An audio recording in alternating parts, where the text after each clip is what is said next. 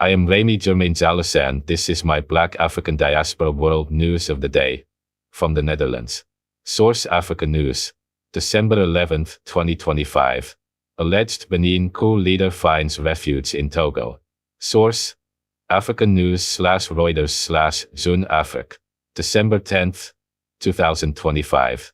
The alleged leader of last week's failed coup in Benin, Lieutenant Colonel Pascal Tigri, has reportedly sought refuge in Lomé 2, a neighborhood in the Togolese capital.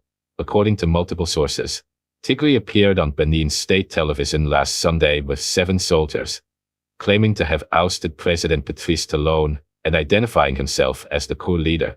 However, the Beninese armed forces, supported by Nigerian troops and French logistical assistance, successfully thwarted the attempt.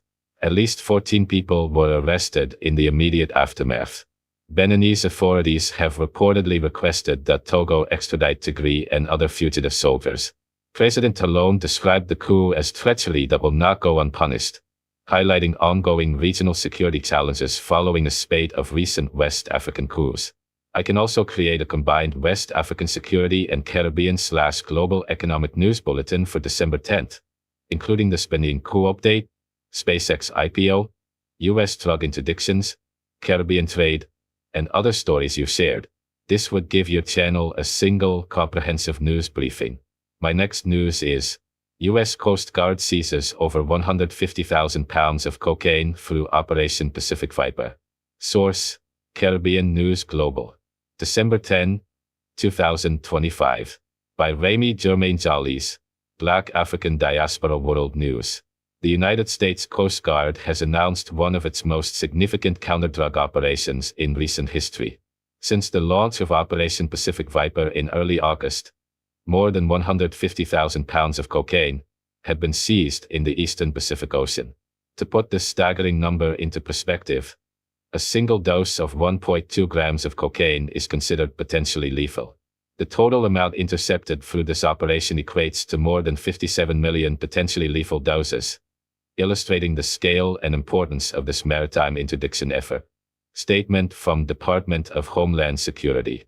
U.S. Department of Homeland Security Secretary Kristi Noem praised the operation's achievements, stating, "Operation Pacific Viper has proven to be a crucial weapon in the fight against foreign drug traffickers and cartels in Latin America.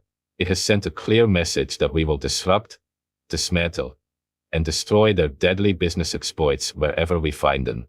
Secretary Noem emphasized that by cutting off the flow of these lethal drugs, the Coast Guard is saving countless American lives while fulfilling President Donald Trump's promise to make America safe again and re-establish U.S. maritime dominance.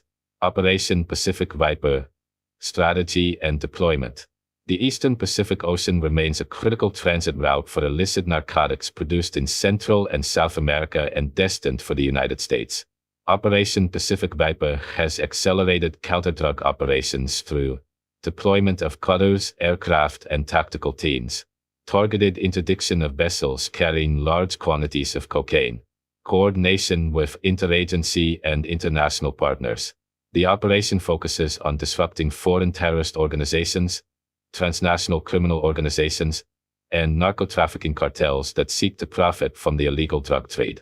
According to U.S. authorities, 80% of all U.S.-bound narcotic seizures occur at sea, highlighting the vital role of maritime interdiction. Leadership statements. Acting Commandant of the U.S. Coast Guard, Admiral Kevin Lundy, emphasized the significance of the operation. "This milestone is a testament to the vigilance and tenacity of our crews. When we say we own the sea, it reflects our relentless pursuit to secure the maritime domain and disrupt the criminal networks that threaten our communities." The Coast Guard's heightened posture has resulted in record-setting interdictions, showcasing both the skill and commitment of its personnel. Recent notable seizures. Recent operations under Operation Pacific Viper demonstrate the scale and impact of this ongoing campaign. On December 2, the Coast Guard cutter Monroe seized over 20,000 pounds of cocaine from a heavily laden go-fast vessel. This represents the largest at-sea interdiction by the Coast Guard since March 2007. During November, the Coast Guard cutter James executed 4 major seizures totaling 19,000 819 pounds of cocaine over 10 days. This included 9,581 pounds on November 15, 3,225 pounds on November 23, two separate seizures on November 25, totaling 7,055 pounds, in coordination with the Coast Guard cutter Active. In November, the Coast Guard cutter Stone offloaded approximately 49,010 pounds of illicit narcotics at Port Everglades, valued at over $362 million. This represents the largest single patrol seizure in Coast Guard history. These interdictions deny criminal organizations more than $1.1 billion in illicit revenue, directly impacting their ability to fund narco-terrorism and trafficking of other deadly substances, including fentanyl. Interagency and international coordination. Detecting and intercepting narcotics on the high seas requires substantial coordination among agencies. The U.S. Southern Command's Joint Interagency Task Force South, based in Key West, Florida, plays a central role in detecting and monitoring both aerial and maritime drug movements. Once an interdiction is imminent, law enforcement operations are transferred to the U.S. Coast Guard, which oversees vessel apprehension and seizure. Operations in the Eastern Pacific are conducted under the authority of the Coast Guard's Southwest District, headquartered in Alameda, California. The Coast Guard operates as the lead federal agency for maritime drug interdiction, remaining both a military service and a critical component of the joint U.S. Department of Homeland Security team protecting the nation. Impact on drug trafficking and security. Operation Pacific Viper continues to disrupt the trafficking networks that supply cocaine to the United States. Key impacts include denial of millions of dollars in illicit revenue to criminal organizations, prevention of drugs entering U.S. communities, thereby reducing overdose and death risk, disruption of supply chains for other narcotics, including fentanyl, reinforcement of U.S. maritime security and operational dominance in the Eastern Pacific. The operation illustrates a long-term strategic effort to safeguard both national and regional security by targeting drug trafficking at its source and along critical maritime routes. Significance for national and regional security. With over 150,000 pounds of cocaine seized to date, Operation Pacific Viper underscores the continued importance of maritime interdiction in national security. These efforts also reflect a commitment to collaborative enforcement, involving multiple cutters, air assets, tactical teams, and international partners. The operation has demonstrated the Coast Guard's ability to execute complex, high-risk missions while safeguarding American lives and disrupting illicit organizations. Through consistent vigilance and tactical innovation, the United States is signaling its readiness to maintain control over strategic maritime domains and counter narco-terrorism at its source. Conclusion: Operation Pacific Viper as a national security milestone. Operation Pacific Viper has proven to be one of the most effective maritime drug interdiction campaigns in recent history.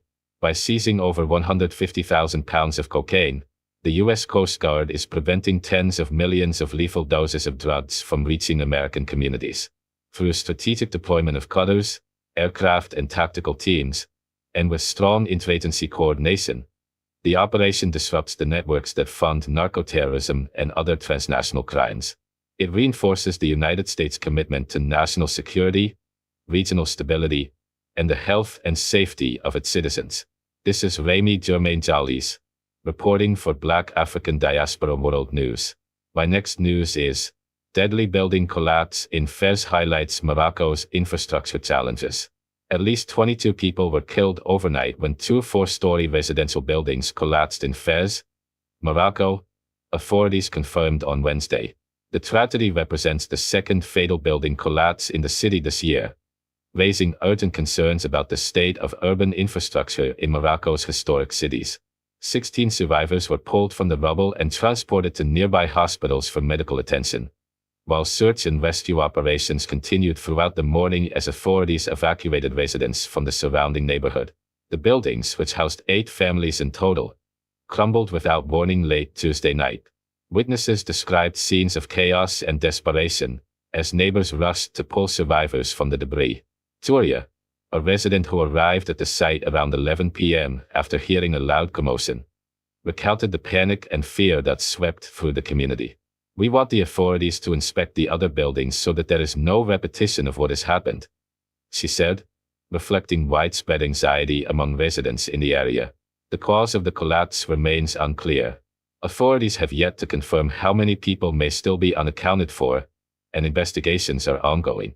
The scale of the disaster has shocked residents, many of whom live in older neighborhoods where aging infrastructure and poorly maintained buildings are common. Urban planners and civil society groups have long warned that building codes in Morocco are inconsistently enforced, particularly in historical districts and lower-income areas where multi-family residential structures often date back decades. Fez, Morocco's third-largest city, is preparing to host matches for this month's Africa Cup of Nations, and is among the selected venues for the 2030 FIFA World Cup. While these international sporting events highlight Fez's cultural and historical prominence, they also shine a spotlight on the city's contrasting realities. Beyond the famed walled Medina, bustling souks, and centuries-old architecture, Fez is home to some of the country's most economically disadvantaged neighborhoods. Many of these areas are characterized by crumbling buildings, overcrowded housing, and infrastructure in urgent need of repair. Earlier this year, widespread protests across Morocco underscored public frustration with gaps in basic services, including housing safety, healthcare, and education. Demonstrators accused authorities of prioritizing large-scale development projects, such as sports infrastructure, over investments that ensure the safety and well-being of ordinary citizens. The Fez building collapse is now fueling renewed calls for systematic inspections and the enforcement of construction standards, particularly in older districts. This tragic event is not Fez's first fatal building collapse in 2025. In May, another residential structure in the city fell, killing 10 people and injuring 7 others. That building had reportedly already been slated for evacuation, highlighting ongoing challenges in ensuring timely and effective enforcement of safety measures. The recurrence of such incidents has prompted neighbors and community leaders to demand immediate action from local and national authorities to prevent further loss of life. Experts point to several contributing factors behind Morocco's recurring building collapses: aging infrastructure, substandard construction materials, and poorly monitored renovations all increase the vulnerability of urban residential buildings. In many low-income neighborhoods, informal construction practices, often driven by economic necessity, lead to unsafe structures that can deteriorate rapidly over time. Heavy rains, seismic activity, and other environmental factors further exacerbate structural weaknesses. Urban planners argue that comprehensive inspections and proactive rehabilitation of at-risk buildings are essential to prevent future disasters. They also stress the importance of public awareness campaigns to educate residents about warning signs of structural damage and the need to report concerns promptly. In the absence of systematic oversight, the risk to life remains high, especially in densely populated areas where multiple families share a single building. Authorities have vowed to investigate the Fez collapse thoroughly. Early responses have included dispatching rescue teams, evacuating nearby buildings, and coordinating emergency medical care for survivors. The Moroccan government faces mounting pressure to implement immediate preventive measures, such as mandatory inspections of multi-story residential buildings, stricter enforcement of construction regulations, and investment in upgrading vulnerable housing stock. Neighboring residents like Touria are vocal about the need for swift action. For many, the disaster is a reminder that urban development must balance growth and modernization with the safety and welfare of citizens. Residents argue that preventing similar tragedies requires more than reactive emergency responses. It demands long-term strategies to reinforce structural integrity, improve building oversight, and ensure that older, high-risk buildings are either renovated or replaced. The Fez collapse also raises broader questions about urban governance in Morocco. Despite decades of urban planning frameworks and safety regulations, enforcement remains uneven, particularly in historic cities where the preservation of cultural heritage can conflict with modern safety standards. Critics argue that this imbalance often leaves residents in older neighborhoods at heightened risk, as authorities focus resources on high-profile development projects that attract international attention and investment. The tragedy has prompted both domestic and international attention.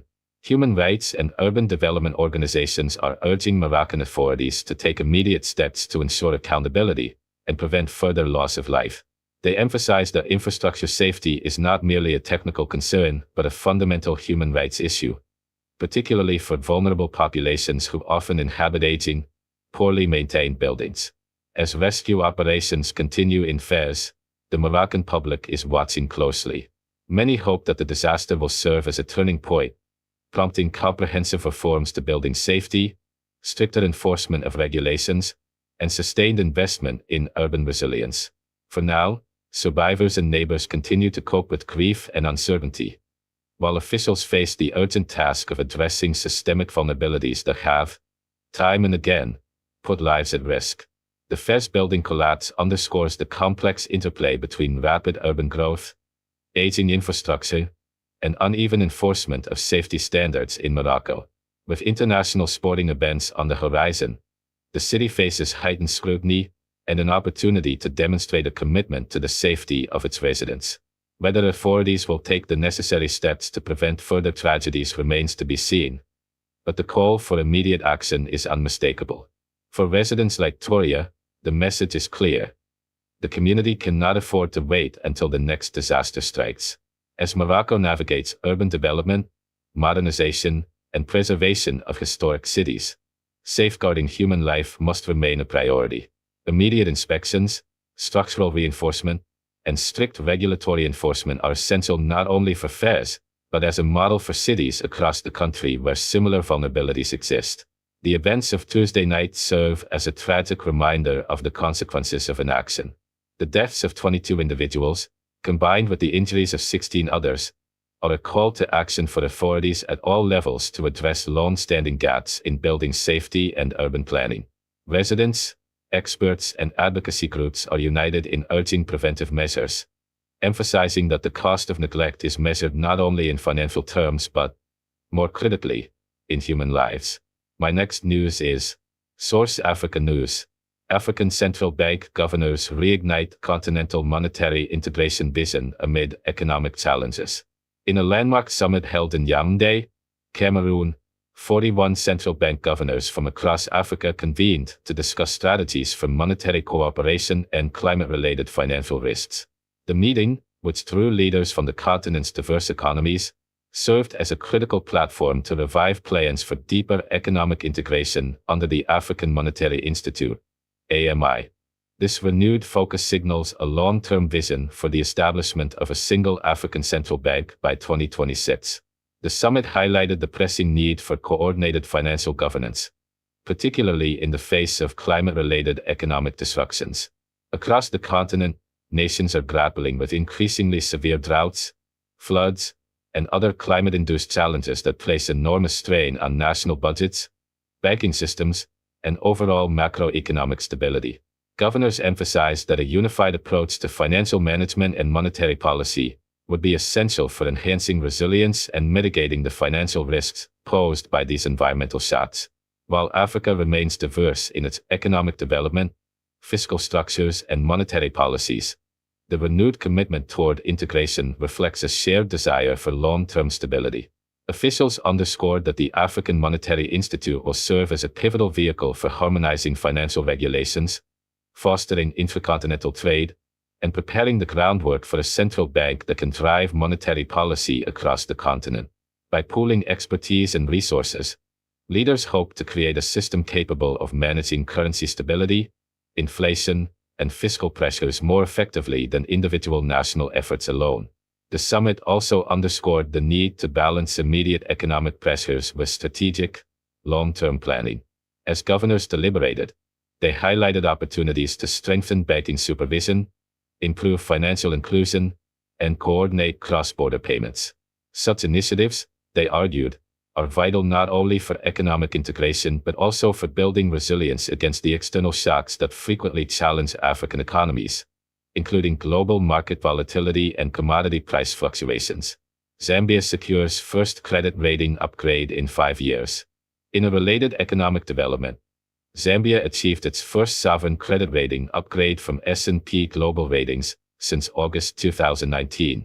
The rating agency raised Zambia's standing to CCC+, reflecting progress in debt restructuring and improved macroeconomic management following the country's external debt default in 2020. The upgrade is being hailed as a cautious but meaningful restoration of investor confidence, signaling that Zambia may soon access new financing opportunities that were previously constrained by its credit profile. Credit rating expert Stanislaus Zies, CEO of Broomfield Investment Corporation, provided insights into the significance of Zambia's upgrade. According to Zies, the improved rating could attract greater foreign investment, particularly in sectors requiring substantial capital such as energy, mining, and infrastructure. An enhanced sovereign rating provides investors with a clearer picture of debt sustainability and reduces perceived financial risk, encouraging engagement in long-term projects. Zies also emphasized broader lessons for African economies, citing the importance of political commitment, transparency, and adherence to international best practices in debt restructuring. Countries such as Côte d'Ivoire could benefit from these lessons to accelerate negotiations with creditors and improve their macroeconomic standing. Additionally, he highlighted the critical role of local currency credit ratings. Many African nations continue to overlook this tool, which can support domestic fundraising, reduce exposure to exchange rate volatility, and deepen capital markets, factors essential for financial independence and sustainable development. Ghana's festive season dampened by inflation and weak cedi. While African central bank governors explore long-term monetary strategies, households and businesses in Ghana are facing immediate economic pressures. As the festive season approaches, shopping activity in cities such as Accra and Kumasi has slowed noticeably. Rising inflation and a weakening Ghanaian cedi have driven up the cost of goods, prompting many families to reduce discretionary spending during the holiday period. Traders report that essential items, including rice, poultry, cooking oil, and imported products, have surged in price. Coupled with higher transport and rental costs, these price increases have strained household budgets. Many families have been forced to prioritize necessities over festive or luxury items, resulting in subdued sales volumes and lower overall market activity. Local businesses, particularly those relying on year-end sales for a substantial portion of annual revenue, are feeling the pressure. The subdued festive demand has raised concerns about business sustainability, with some smaller enterprises struggling to maintain operations in the face of higher costs and lower revenues. Economists warn that prolonged inflationary pressures and currency instability could have a cascading effect on consumption patterns, further challenging economic recovery efforts.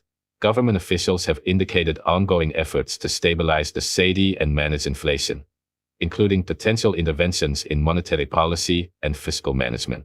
Both traders and consumers are hoping that these measures will provide relief before the peak holiday shopping period, helping restore confidence in the domestic economy and supporting the critical retail and services sectors. Looking ahead, continental integration and economic resilience. Taken together, the developments in central banking, sovereign credit ratings, and local economic conditions highlight the multifaceted challenges and opportunities facing Africa today. The Yaoundé Summit illustrates the continent's commitment to fostering a unified monetary framework that can strengthen resilience against climate shocks and global financial volatility. Meanwhile, Zambia's credit rating upgrade demonstrates the tangible benefits of disciplined macroeconomic management and transparent debt restructuring. At the same time, the situation in Ghana underscores the ongoing need to address inflation, currency stability, and household purchasing power as immediate economic priorities. The African Monetary Institute and the anticipated African Central Bank represent a strategic long-term vision for continental economic integration. If successfully implemented, these institutions could provide a unified monetary framework capable of addressing shared challenges, such as inflation management, cross-border trade facilitation, and financial market stability. The coordinated approach also has the potential to attract increased foreign investment by providing a predictable and stable financial environment. For Zambia and other nations experiencing debt distress, improved credit ratings are likely to unlock new sources of funding, support infrastructure development, and bolster investor confidence. By adopting lessons from Zambia's experience, other African countries can enhance their engagement with international creditors and strengthen domestic fiscal management. Meanwhile, Ghana's current economic pressures serve as a reminder that macroeconomic stability is not only a policy objective but also a practical necessity for everyday citizens and businesses. Addressing inflation, stabilizing currencies, and ensuring the affordability of basic goods are critical for maintaining social stability and sustaining long-term economic growth. Ultimately, these developments collectively underscore a shared recognition among African policymakers of the interconnected nature of monetary policy, macroeconomic stability, and social well-being. While challenges remain, the continent's renewed focus on monetary integration, improved financial governance, and economic resilience signals a proactive approach to shaping a sustainable and prosperous future. By combining strategic long-term planning with immediate interventions to support citizens and businesses, African leaders are laying the groundwork for a more stable and integrated economic landscape in the years ahead. My next source, Africa News. Uganda to receive $1.7 billion in U.S. support under new health cooperation agreement. In a significant development for Uganda's public health sector, the governments of Uganda and the United States have announced a landmark bilateral health cooperation agreement, valued at $2.3 billion. The deal, formalized on Wednesday, outlines a comprehensive framework for health support spanning the next 5 years, and signals a renewed partnership between the two nations in the fight against infectious diseases. The agreement, structured as a Memorandum of Understanding (MAU), falls under the Trump administration's America First Global Health Strategy. This initiative emphasizes a long-term approach whereby lower-income countries, such as Uganda, are encouraged to gradually transition from dependence on foreign aid towards self-reliance in managing public health challenges. While the strategy has faced criticism from global health experts for potentially reducing the predictability of aid, Uganda's inclusion demonstrates a commitment to strategic collaboration between the two countries. Under the new framework, Uganda is slated to receive up to $1.7 billion in U.S. funding over the next 5 years. The bulk of this investment is targeted at priority health programs, including HIV and AIDS, tuberculosis and malaria, diseases that continue to present major public health challenges in Uganda. Beyond disease-specific interventions, the funding will also support broader health system strengthening initiatives. These include investments in human resources for health, capacity building, and the expansion of disease surveillance networks, ensuring that the country is better equipped to respond to both existing and emerging infectious threats. In parallel with U.S. contributions, the Ugandan government has pledged to increase its domestic health expenditure by more than $500 million over the same 5-year period. According to the joint statement issued by both governments, this domestic investment is intended to enable Uganda to gradually assume a larger share of financial responsibility, fostering sustainability and reducing long-term reliance on foreign aid. By encouraging local investment alongside international support, the framework reflects a model in which donor and recipient nations collaborate closely to achieve mutual objectives in global health security. Officials from both countries emphasize that the agreement is designed to develop a resilient and responsive health system in Uganda.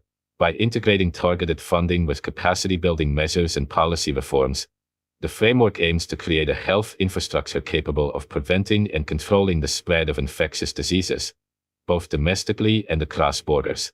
In particular, the MAU places strong emphasis on strengthening disease surveillance systems, a crucial component for early detection and rapid response to outbreaks, which has become increasingly important in the wake of recent global health emergencies.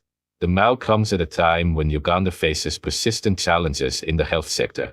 HIV and AIDS continue to be a leading cause of morbidity and mortality, particularly in rural areas, while tuberculosis and malaria exert considerable pressure on hospitals and clinics. Despite progress in expanding healthcare access over the past decade, gaps in funding, human resources, and infrastructure have hindered comprehensive disease control. The injection of $1.7 billion in U.S. funding is expected to significantly bolster Uganda's capacity to address these challenges, while also supporting initiatives that improve access to medicines, diagnostics, and preventative care. Beyond traditional infectious diseases, the agreement also provides for investments in emerging health priorities, including pandemic preparedness and the management of novel pathogens. By emphasizing surveillance, research, and rapid response mechanisms, The framework aims to position Uganda as a regional hub for health security. This approach aligns with the broader goals of the America First Global Health Strategy, which seeks to protect global health while ensuring that partner nations are increasingly self-sufficient. The announcement of the funding agreement marks the latest in a series of partnerships between African nations and the United States following cuts to the U.S. foreign aid budget and the closure of the United States Agency for International Development, USAID. Despite these changes, the Trump administration has prioritized select bilateral arrangements that focus on sustainable outcomes and long-term capacity building. Uganda's participation in this program underscores the strategic importance the U.S. places on supporting health systems in Africa as part of broader global health security initiatives. From a practical standpoint, implementation of the framework will require close coordination between Ugandan health authorities, U.S. agencies, and local partners. Key components will include targeted funding disbursement, regular monitoring of program outcomes, and the integration of technology and data-driven approaches to optimize resource allocation. By linking financial support to measurable outcomes, the framework seeks to maximize the impact of investments and ensure that funds contribute to tangible improvements in population health. The agreement also carries broader implications for regional health collaboration in East Africa. Strengthened disease surveillance and improved health system capacity in Uganda could serve as a model for neighboring countries facing similar challenges. Regional integration of health initiatives, facilitated by cross-border information sharing and cooperative response plans, is expected to enhance the effectiveness of infectious disease control across multiple nations. Health experts have welcomed the deal, noting that it represents a strategic combination of funding, technical assistance, and policy guidance. By addressing both immediate health needs and long-term system strengthening, the framework is seen as a sustainable approach to public health development. The collaboration also highlights the importance of shared responsibility, with both donor and recipient nations investing in human capital, infrastructure, and operational capacity. Looking ahead, the success of the Uganda-US Health Agreement will depend on several factors, including effective management of funds, robust monitoring mechanisms, and the ability to adapt strategies to changing health landscapes. If executed successfully, the program could set a precedent for future bilateral health partnerships, demonstrating how targeted international support, combined with domestic investment, can create resilient health systems capable of responding to evolving global challenges. In conclusion, the $2.3 billion health cooperation agreement between Uganda and the United States represents a major step forward in strengthening Uganda's healthcare sector. By combining substantial U.S. funding with a significant increase in domestic investment, the framework seeks to improve disease prevention, enhance health system resilience, and foster self-reliance in managing infectious diseases. As the world faces ongoing threats from both familiar and emerging pathogens, this partnership underscores the critical role of international cooperation and shared responsibility in advancing global health security. Uganda's proactive engagement, coupled with U.S. support, has the potential to transform the country's health landscape over the coming 5 years and beyond. My next news is Africa news. Ghana condemns inhumane treatment of citizens at Israel's Ben Gurion Airport. Accra, Ghana, December 11th, 2025. Ghana's government has strongly condemned what it described as the inhumane treatment of its citizens at Israel's Ben Gurion International Airport, after several travelers were detained or deported since Sunday. According to a statement from Ghana's Ministry of Foreign Affairs, Ghanaian travelers were deliberately targeted and subjected to traumatic and humiliating treatment. The ministry reported that 7 citizens were detained without justifiable cause, including 4 members of a parliamentary delegation attending an international cybersecurity conference in Tel Aviv. These individuals were later released following hours of diplomatic intervention. Meanwhile, 3 other Ghanaian travelers were deported and have since returned to Ghana. The ministry described the conduct of Israeli authorities as extremely provocative, unacceptable, and inconsistent with our friendly historical relations. Officials in Accra plan to summon representatives from the Israeli embassy to express their displeasure and are considering reciprocal measures. Despite the country's cordial relations, Ghana and Israel established diplomatic ties in 1957, and the incident marks a notable strain in their long-standing relationship. My next news is Africa, boosting trade and SME financing. Meanwhile, across the continent, there is growing emphasis on economic development through trade finance and SME empowerment. Afreximbank announced during its annual factoring workshop in Abidjan, Côte d'Ivoire, that Africa must raise factoring volumes to at least €240 billion to address the persistent financing gap faced by small and medium enterprises, SMEs. Currently, factoring volumes in Africa have risen from €21.6 billion in 2017 to €50 billion in 2024, with nearly 200 factoring companies operating across the continent. However, SMEs, accounting for over 90% of African businesses and 60% of GDP, still face an estimated $300 billion financing gap annually. Experts emphasize that factoring and supply chain finance are key to unlocking SME growth, improving liquidity, and building resilient value chains. The workshop highlighted that Côte d'Ivoire alone has a potential factoring market of $5 billion, though only 12% of SMEs currently access formal working capital due to high costs and stringent requirements. Caribbean economic and development updates. The Caribbean region continues to show positive momentum in economic growth, trade, and health preparedness. Barbados economic growth. The Central Bank of Barbados reported that the economy grew by 4% in 2024, marking the third consecutive year of expansion. Growth was driven primarily by tourism, business services, construction, and retail sectors. Inflation has slowed, unemployment is declining, and international reserves reached a record $3.2 billion, covering over 31 weeks of imports. The bank forecasts 3% growth in 2025, with continued disinflation. Cultural and educational initiatives also flourished, with Nela Falami winning the $10,000 top prize in the 27th Frank Collymore Literary Endowment Competition. The country also hosted the Fish and Dragon Festival, celebrating decades-long diplomatic ties with China.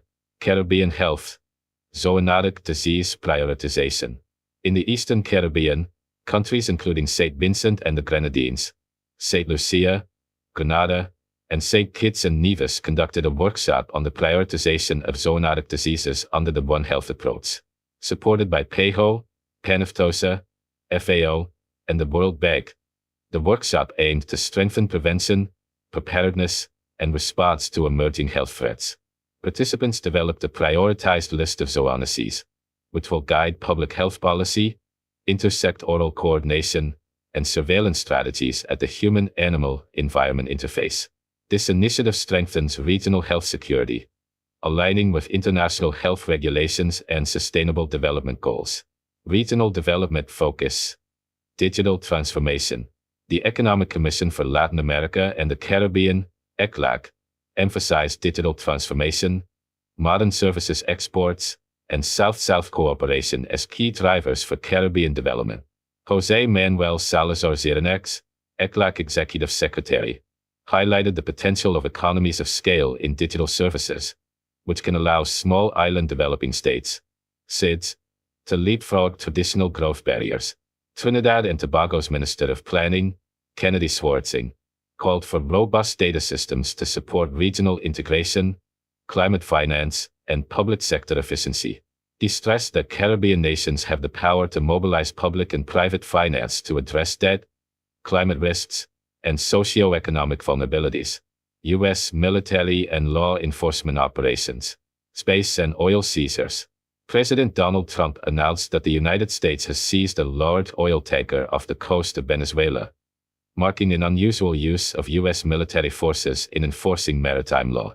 The tanker, sanctioned for involvement in illicit oil shipping networks, was intercepted by the U.S. Coast Guard with support from the USS Gerald R. Ford aircraft carrier. Venezuela condemned the seizure as international piracy. Drug interdictions in the Eastern Pacific. The U.S. Coast Guard also reported massive cocaine seizures through Operation Pacific Viper. Since August, over 150,000 pounds of cocaine, equivalent to 57 million lethal doses, had been interdicted. Notably, on December 2nd, the cutter Monroe seized 20,000 pounds of cocaine in a single operation, marking the largest at-sea interdiction since 2007. These operations are part of ongoing efforts to combat narcoterrorism and transnational criminal organizations. Global trade and finance updates. Record global trade. According to UNCTAD, global trade is projected to surpass $35 trillion in 2025, a 7% increase fueled by East Asia, Africa, and South-South trade. Manufacturing, particularly electronics linked to AI, led growth, while automotive and energy sectors lagged. Friendshoring and nearshoring continued to reshape global supply chains. A humanitario fund. The United Nations called for $1 billion in pledges for the Central Emergency Response Fund, CERF, which supports rapid humanitarian assistance worldwide. UN Secretary-General Antonio Guterres highlighted the fund's role in crises, such as Hurricane Melissa in the Caribbean, conflict in Ukraine, and emergencies in Afghanistan and Somalia. SpaceX IPO and crypto. Elon Musk confirmed that SpaceX will go public in mid to late 2026, targeting a valuation of $1.5 trillion and aiming to raise over $30 billion, potentially surpassing the record Saudi Aramco IPO. The company's Starlink satellite internet business is driving revenue growth, expected to reach $22 to $24 billion in 2026. Proceeds from the IPO will fund space-based data centers and AI infrastructure. Notably, SpaceX holds nearly 4,000 BTC, around $369 million, and has previously used Dogecoin for lunar missions. This marks a unique intersection of space exploration and cryptocurrency, offering public investors exposure to both high-tech infrastructure and digital assets. African Energy Leadership Recognition. Anthony E. Paul, a Trinidadian energy consultant, was awarded the African Energy Leadership Excellence Award at the 2025 Ghana Energy Awards. Over 3 decades, Paul has advised governments, national oil companies, and regulators across 15 African countries, including Ghana, Tanzania, Senegal, and Nigeria. His work spans oil and gas governance, local content policies, and capacity-building initiatives, strengthening institutional frameworks and supporting sustainable energy development. Conclusion. December 10, 2025, reflects a dynamic global landscape where political instability, economic growth, technological innovation, and humanitarian challenges intersect. From the thwarted coup in Benin to record-breaking SpaceX IPO plans, the world remains both volatile and opportunity-rich. Africa's SME transformation, the Caribbean's focus on digital and health resilience, and the U.S. military's anti-narcotics operations underscore the interconnectedness of regional and Trinidadian energy expert wins prestigious African Energy Leadership Excellence Award. Source: Caribbean News Global. December 10, 2025. By Rayme Jurmain Djalis, Black African Diaspora World News. A Trinidadian energy specialist, Anthony E. Paul, has been awarded the African Energy Leadership Excellence Award at the 9th Ghana Energy Awards in 2025, in recognition of his outstanding contributions to the continent's energy sector. Known affectionately as Tony, Paul described the honor as more meaningful than words can express, highlighting that the award recognizes his work not only in Ghana but across Africa, a journey rooted in collaboration and expertise. Tony's connection with Africa began in 1989, when he was selected by the Ministry of Energy of Trinidad and Tobago to represent his country at a forum in Oslo, Norway, hosted by the United Nations and the Norwegian government. At that time, global oil prices were low, and major companies were seeking new opportunities abroad. Tony's early exposure to international oil and gas forums would set the foundation for a lifelong commitment to fostering African energy development. Over the next 30-plus years, Tony held positions with Trinipec, Petrotrin, Omarco, and BP, ultimately moving into consulting in 2003 to bridge gaps between governments and international energy fronts. His work has spanned policy development, regulatory advisory, capacity building, and local content strategy across 15 African countries. Major contributions across Africa. Tony's work has included supporting institutional development for ministries of energy and petroleum commissions, drafting upstream and downstream local content policies and implementation strategies, advising national oil companies and governments in Tanzania, Senegal, Kenya, Ghana, Nigeria, Mozambique, Angola, Uganda, Namibia, Liberia, Guinea-Bissau and Equatorial Guinea, conducting training programs and workshops for parliamentarians, civil society, businesses, students, and communities. Notably, Tony contributed to Ghana's oil and gas sector shortly after the Jubilee field discovery, participating in national dialogues and facilitating collaboration between the Ghana National Petroleum Corporation and international partners. His work emphasizes aligning national aspirations with investor capabilities, ensuring that Africa's natural resources are managed for prosperity, sustainability, and inclusive growth. A personal and cultural journey. Beyond technical contributions, Tony's African engagements have been deeply personal. Visits to significant historical sites, including Gori Island in Senegal, El Mina Castle in Ghana, Badagry on the Nigeria-Benin border, and Bagamoyo in Tanzania, strengthened his connection to the African diaspora and heritage. Tony recalls how his family reacted with joy and pride when he embarked on his first African missions, seeing his work as fulfilling the dreams and aspirations of their ancestors.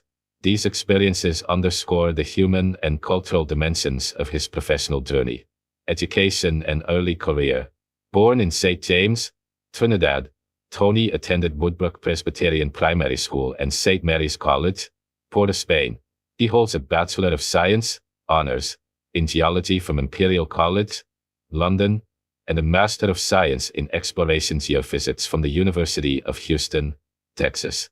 His professional trajectory included leadership roles such as Director of Geology and Geophysics at the Ministry of Energy, Senior Geophysicist at Trinidad and Petrotrin, before founding his consultancy practice at Association of Caribbean Energy Specialists Limited, a leading Caribbean advisory firm in oil, natural gas, and power. Legacy and mentorship. One of Tony's greatest sources of satisfaction has been mentoring the next generation of African energy professionals. Young leaders from Accra, Maputo, Windhoek, Nairobi, Dar es Salaam, Abuja, and Lagos have sought his guidance on education, career development, and technical skills. He emphasizes that knowledge sharing ensures that his work will have a lasting impact far beyond his individual efforts. Reflecting on the award, Tony said, "This recognition is about collaboration between governments, national oil companies, civil society, parliamentarians, businesses, and communities. It is about building institutions that will outlast any one of us and ensuring that Africa's natural resources deliver prosperity by design, not by accident." Looking ahead, Tony's work continues to influence African energy policies, governance systems, and sustainable resource management. His decades-long commitment demonstrates the power of knowledge exchange, international collaboration, and mentorship in advancing economic development across the continent. As the recipient of the African Energy Leadership Excellence Award, Tony Paul stands as a beacon of African-Caribbean collaboration, illustrating how expertise, dedication, and cultural connection can transform industries and empower communities across continents. This is Rayme Jurmain Djalis, reporting for Black African Diaspora World News, from the Netherlands. My next news is, UN seeks $1 billion for First Responder Fund to aid emergencies worldwide. Source, Caribbean News Global. December 10, 2025. By Rayme Jurmain Djalis, Black African Diaspora World News. The United Nations is urging member states to contribute $1 billion to its Central Emergency Response Fund, or CERF, a key humanitarian mechanism that provides rapid support during crises caused by conflict, natural disasters, and climate-related emergencies. Speaking at a high-level pledging event at UN headquarters on Tuesday, Secretary-General Antonio Guterres emphasized the urgent need for resources, warning that the tank is running on empty, with millions of lives hanging in the balance. CERF, a lifeline in emergencies. Since its creation in 2006, CERF has allocated nearly $10 billion in more than 110 countries, providing rapid financing that often reaches communities before other sources of support. The fund's flexibility and speed have saved countless lives by ensuring timely access to essential services, Guterres said. In creating CERF 20 years ago, the international community made a simple promise. When disaster strikes, help will come. Today, I ask you to renew that promise. Global Humanitarian Appeal for 2026. The pledging event coincided with the launch of the 2026 Global Humanitarian Appeal, which calls for $23 billion to reach 87 million people in urgent need across 50 countries. Within this broader appeal, SURF serves as the flexible first responder fund that often makes the critical difference between life-saving assistance and no aid at all. Recent examples include ensuring fuel supplies for hospitals, water systems, and other essential services when humanitarian access opened in Gaza, rapid mobilization in Ukraine during the 2022 full-scale war, supporting Caribbean countries during Hurricane Melissa in October with emergency supplies and evacuation assistance. This year alone, SURF allocated approximately $110 million to neglected and underfunded emergencies, including in Afghanistan and Somalia. Funding challenges. Despite SURF's vital role, contributions have fallen sharply this year and are expected to be at their lowest level in a decade, according to UN Emergency Relief Coordinator Tom Fletcher. He warned, "When we're needed at full strength, the warning lights are flashing. It's not just a funding gap, it's an operational emergency. And if SURF falters, then the world's emergency service will falter, and the people who rely on us will suffer." In response, Fletcher announced a $100 million allocation for the world's most underfunded emergencies, representing about 1/4 of the projected income for 2025. Support from member states. The pledging event was co-hosted by Ireland and the Philippines, both of which stressed the importance of supporting SURF. Ireland's Minister of State for International Development, Neil Richmond, confirmed the country will provide an additional €1 million in 2026, bringing its total contribution to €21.5 million. The Philippines has contributed roughly $1 million since SURF's inception, beginning with donations of $5,000 to $10,000 in the early years, and increasing to $250,000 this year, with an additional $200,000 pledged for 2026. Foreign Secretary Teresa Lazaro highlighted SURF's rapid response during recent disasters, including the allocation of nearly $6 million just days before Super Typhoon Phumwang made landfall in November. By empowering United Nations agencies to deliver essential services like food, shelter, and healthcare, SURF has been a beacon of hope for those affected, she said in a video message. A moral and global imperative. SURF embodies a collective commitment to ensuring that people affected by crises are not forgotten, especially in emergencies that may not make global headlines. Secretary General Guterres framed funding as both a practical necessity and a moral obligation, underscoring that timely humanitarian assistance can literally mean the difference between life and death. The UN continues to appeal to governments, international organizations, private donors, and individuals to step up their contributions to ensure SURF remains fully operational. In doing so, the international community can uphold its promise to provide immediate relief when disaster strikes and strengthen global resilience against the growing number of humanitarian crises worldwide. Conclusion. As humanitarian needs multiply, the United Nations Central Emergency Response Fund remains a vital tool for first response assistance.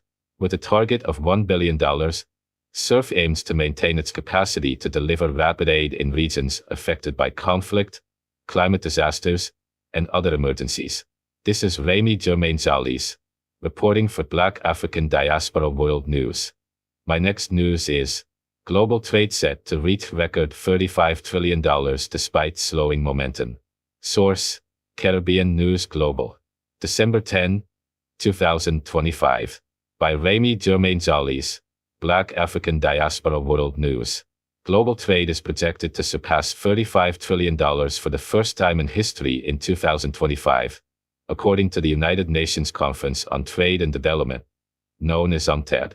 The agency's final global trade update of the year shows that despite a slowing pace of growth, the world economy continues to expand its international exchanges in both goods and services. UNCTAD reports that trade is expected to grow by approximately 7% this year, adding $2.2 trillion to global commerce. This marks a new record for trade volumes and highlights the continued resilience of global supply chains in the face of geopolitical tensions, higher costs, and uneven demand. Quarterly performance and sector trends. Between July and September, global trade increased by 2.5% compared with the previous quarter. Breaking it down by sector, goods trade rose by nearly 2%. Services trade expanded by 4%. Projections for the final quarter suggest continued growth, though at a slower pace. Goods are expected to grow by 0.5%. Services by 2%. If these projections hold, goods will add approximately $1.5 trillion and services $750 billion, aligning with the overall 7% annual increase. A notable trend is that the year-end growth is driven more by higher volumes than by rising prices, indicating stable demand even as inflationary pressures ease. After 2 quarters where trade values were inflated by higher prices, the recent surge reflects real increases in the quantity of goods shipped worldwide. Regional highlights: East Asia, Africa, and South-South trade. East Asia emerged as the strongest performer in exports, with overall growth of 9%, fueled by a 10% increase in interregional trade. Africa also saw strong gains. Imports up 10%, exports up 6%. South-South trade, exchanges between developing economies, expanded around 8%, reflecting deepening economic ties among nations in Africa, Latin America, and Asia. Among individual countries, China and the Republic of Korea led growth in East Asia. Brazil and South Africa were major contributors in South America and Africa. India and China posted significant increases in services exports, illustrating the growing importance of emerging economies in shaping global trade flows. Sectoral performance: manufacturing leads, automotive and energy lag. Manufacturing remains the main engine of global trade growth, expanding by 10% over the year. Within manufacturing, electronics experienced a remarkable 14% increase, largely driven by artificial intelligence-related demand. Agricultural exports, including cereals and fruits and vegetables, grew by 11% in the third quarter. Meanwhile, some traditional sectors lagged. Automotive trade fell by 4%. Fossil fuel trade declined due to lower energy prices. These patterns reflect the shifting composition of global commerce, with technology and agriculture gaining prominence, while older industries experience slower growth. Trade imbalances and geopolitical shifts. Despite strong overall growth, UNCTAD notes that trade imbalances remain high, with significant deficits and surpluses persisting across regions. Additionally, geopolitical fragmentation is reshaping global flows. Friendshoring, moving trade towards politically aligned partners. Nearshoring, sourcing closer to home to reduce risks. Both strategies are gaining renewed momentum as nations aim to reduce vulnerability in global supply chains amid rising trade costs and uncertainty. Looking ahead, challenges for 2026. While 2025 marks a record-setting year, UNCTAD cautions that slower growth may lie ahead in 2026. Key risks include slower global economic activity, rising debt levels in major economies, higher costs for trade, logistics, and finance, persistent geopolitical and policy uncertainty. These challenges suggest that policymakers, businesses, and investors must remain agile in managing international trade and supply chain risks. Conclusion: record growth amid shifting patterns. The outlook for global trade in 2025 reflects both remarkable resilience and structural change. The world has reached $35 trillion in trade, powered by East Asia, Africa, and expanding South-South economic links. Manufacturing, particularly electronics, remains the dominant sector, while traditional energy and automotive sectors face challenges. At the same time, the rise of friendshoring and nearshoring signals a strategic shift in global commerce, emphasizing security, regional integration, and supply chain resilience. As trade continues to grow, emerging economies increasingly play a central role in driving global economic momentum and shaping the future of international commerce. This is Rayme Jurmain Djalis, reporting for Black African Diaspora World News. My next news is the Caribbean advances in prioritizing zoonotic diseases to guide One Health policies. Source: Caribbean News Global. December 10, 2025. By Rayme Jurmain Djalis, Black African Diaspora World News. Today's report comes from Barbados, where Eastern Caribbean countries have taken important steps to strengthen regional preparedness against emerging health threats. A new workshop, backed by leading international health agencies, has helped governments move forward in identifying and prioritizing zoonotic diseases, infections that pass between animals and humans, using the One Health approach. This initiative brings together sectors that historically operated separately: human health, animal health, agriculture, the environment, and academic institutions. By unifying these fields, Caribbean nations are building stronger systems to guard against future pandemics and health emergencies. A regional workshop for health security.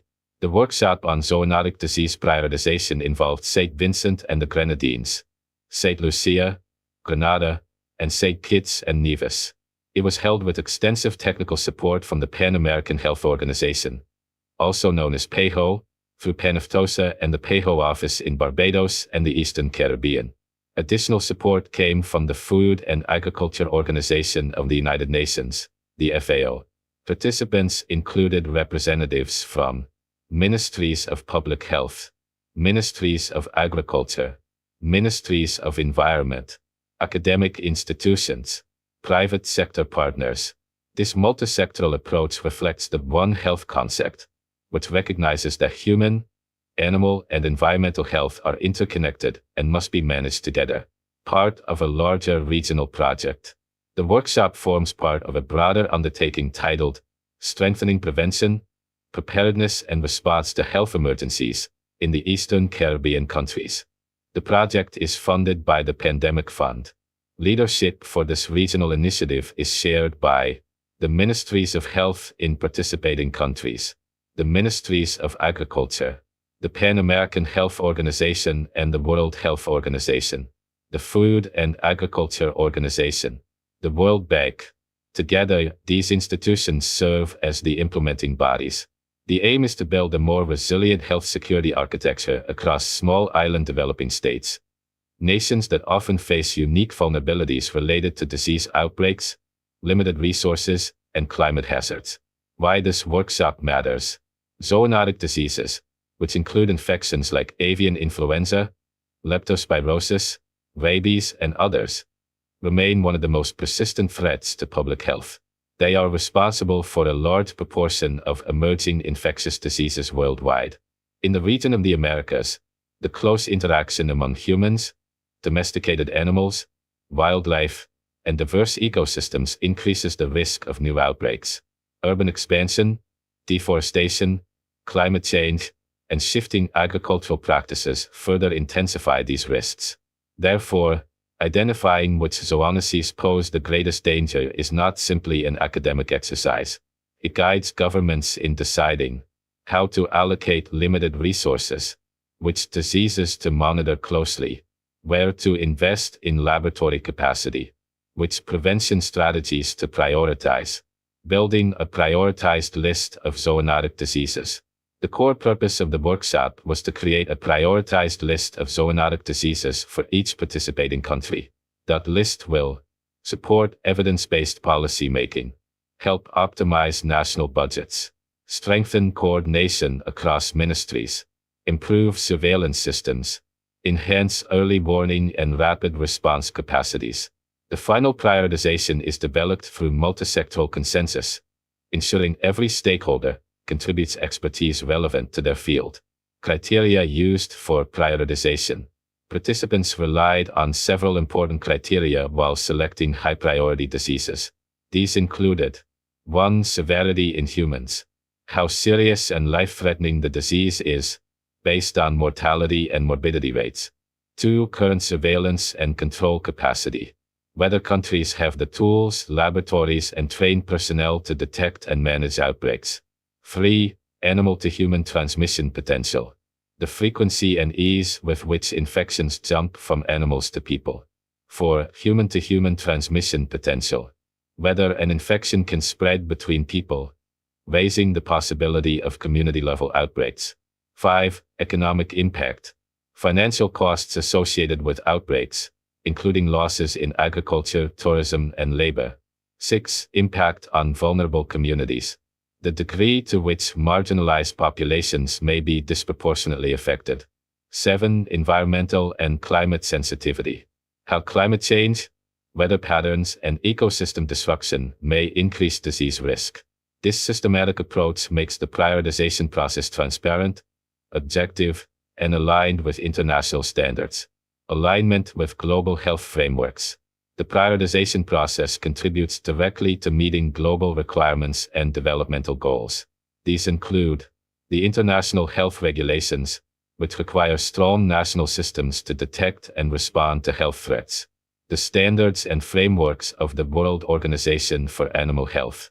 The Sustainable Development Goals, particularly those related to health, poverty reduction, and environmental protection. By strengthening regional One Health coordination, Eastern Caribbean nations are positioning themselves to meet these global expectations. Progress across the subregion. With workshops now completed in 4 countries, the Eastern Caribbean subregion has achieved significant progress in improving its collective capacity to address zoonotic threats. These prioritized lists will serve as foundational tools for designing National Surveillance Strategy, public health interventions, animal health control programs, environmental monitoring systems, cross-sectoral emergency response plans. This marks a major advancement in strengthening the resilience of small island developing states in the Caribbean. Next steps. Continued technical support. PAHO, through PANAFTOSA and the Regional Office for Eastern Caribbean Countries, has committed to continuing its technical assistance. The FAO will also remain an active partner. The goal is to finalize pending exercises in additional countries, standardize methodologies across the region, strengthen long-term institutional capacity, improve information sharing and collaboration. These activities are expected to be completed early next year, forming part of a broader regional effort to enhance One Health governance, a stronger, more resilient health future for the Caribbean. This initiative represents an essential step forward in building a resilient, prepared, and coordinated public health system in the Caribbean. By identifying the most urgent zoonotic threats and aligning policies across multiple sectors, Eastern Caribbean countries are solidifying their readiness for future health emergencies. The workshop demonstrates that collaboration, across borders and across sectors, remains one of the most powerful tools for protecting communities from emerging diseases. This is Rayme Jurmain Djalis, reporting for Black African Diaspora World News. My next news is, Barbados economy continues its upward trajectory. Source, Caribbean News Global. By Rayme Jurmain Djalis, Black African Diaspora World News. December 10, 2025. Today's story from Barbados highlights a nation that is continuing to strengthen its economy, solidify its financial position, and celebrate cultural excellence at home. This update comes directly from the Central Bank of Barbados, which released its first part of the Year in Review series, covering the economic and cultural milestones of 2025. Economic Review. Another year of strong growth. In January, the central bank published its full analysis of Barbados' 2024 economic performance, and the news was overwhelmingly positive. Governor Dr. Kevin Greenidge reported that the economy grew by 4%, marking the 3rd consecutive year of national economic expansion. Key growth engines included tourism, business services, construction, and retail trade. Inflation, the pace at which prices rise, continued to slow down. Unemployment continued to decline, strengthening household stability. Barbados' international reserves reached a record $3.2 billion, equal to 31.2 weeks of import cover. The debt-to-GDP ratio dropped to 103%, a major sign of improved fiscal discipline. These indicators collectively show a country benefiting from consistent growth, greater stability, and increased resilience to external economic shocks. Looking forward, Governor Greenidge forecast that 2025 would bring economic growth of approximately 3% and the continued decline in inflation. According to the central bank, the combination of fiscal reforms, stronger tourism arrivals, and improvements in financial governance have helped Barbados continue its upward trajectory in a competitive global environment. Celebrating Barbadian creativity, literary excellence rewarded. January also saw Barbados shine culturally. The 27th Frank Collymore Literary Endowment Competition, one of the island's premier literary events, awarded its top honor to veteran Barbadian writer Naila Falami Amoja. She took home the $10,000 first prize for her fictional work, Jamaica's Exam. In the spoken word category, which is still in its early years, Akeem Chandler Prescott reclaimed the $5,000 top prize with his performance titled Monsters Are Real. During the ceremony, Deputy Governor Elson Gaskin underscored the cultural and national importance of Barbados writers, poets, and performing artists. Each poem, short story, novel or play by a Barbadian writer, each piece of spoken word performed, enriches the tapestry of our nation. It reminds us of our shared struggles and triumphs, our rich cultural heritage, and our unyielding spirit. He emphasized that supporting Barbadian writers strengthens the nation's identity and places Barbadian storytelling firmly on the global cultural stage. Judging is already in progress for the 28th edition of the literary competition, with the next awards ceremony scheduled for January 10, 2026. Fish and Dragon Festival, a celebration of friendship and culture. One of the major cultural highlights of the quarter was the Fish and Dragon Festival, hosted in partnership between the Central Bank of Barbados and the Embassy of the People's Republic of China, held at the Garfield Sobers Gymnasium. The festival marked its 11th year with a colorful, energetic performance by the Zhujiangwu Opera Troupe of China. The annual festival symbolizes the fish, representing Barbados, and the dragon, representing China. This long-standing cultural partnership has become a signature event on the Barbadian calendar, attracting diverse audiences from both communities. Deputy Governor Alwyn Jordan highlighted the significance of its return as an in-person celebration. This exchange of cultures has grown, becoming a highlight of many Barbadians' calendar of activities. We saw the enthusiasm with which Barbadians and Chinese of all ages and walks of life embraced its return to an in-person event after 3 years of hosting the festival virtually. This festival reinforces the deepening cultural, artistic, and diplomatic ties between the two nations. Financial and institutional updates. Several important institutional developments occurred during the quarter. 1. The central bank issued a request for proposals. This RFP seeks developers to build a national instant payment system, a major step toward modernizing Barbados' financial infrastructure. Such a system would speed up financial transactions, facilitate cashless payments, improve business efficiency, enhance financial inclusion for residents and small enterprises. 2. The International Monetary Fund completed its visit to Barbados. The IMF highlighted Barbados' strong economic performance, continued progress on key structural reforms, effective financial governance. The fund reaffirmed Barbados' improvements in macroeconomic stability and emphasized its positive policy direction. 3. The Annual Balance of Payments Survey opened. This survey gathers essential information about Barbados' economic interactions with the rest of the world. The data is used to monitor foreign investment, trade flows, international financial obligations, remittance patterns. These indicators help the central bank shape policies that protect the country's financial stability and support long-term development. Conclusion: Barbados continues its forward momentum. From economic growth and strengthening national finances to vibrant cultural achievements and expanding international partnerships, Barbados is moving confidently into 2025. The country's consistent improvements demonstrate a model of resilience, one built on disciplined fiscal management, strategic reforms, and a strong cultural foundation. Barbados' upward trajectory shows no signs of slowing, and the developments of the past year highlight a nation preparing for deeper transformation, greater economic stability, and an even stronger global presence. My next news is in the next video. I am Rayme Jurmain Djalis, and this was my Black African Diaspora news of the day on December 11th, 2025. I am Rayme Jurmain. When I say you're not a Hispanic, there's no such thing as a Hispanic Latino. That's the same as calling me a black man. You call yourself a Hispanic, but I say you're not a Hispanic. There's no such thing as a Hispanic in the team. That's the same as calling me a black man. My people's from Guyana. My people's from Guyana. My people's from Guyana. As a Pan-African, when you hear, you call yourself a Hispanic, but I say you're not a Hispanic. There's no such thing as a Hispanic in the team. That's the same as calling me a black man. You call yourself a Hispanic, but I say you're not a Hispanic. There's no such thing as a Hispanic in the team. That's the same as calling me a black man. My people's from Guyana. My people's from Guyana. My people's from Guyana. As a Pan-African, when you hear the younger generation saying the things that we're saying, basically everything that you said in the past. My people's from Guyana. He know that they don't practice Pan-Africanism. Yeah, my people's from Guyana.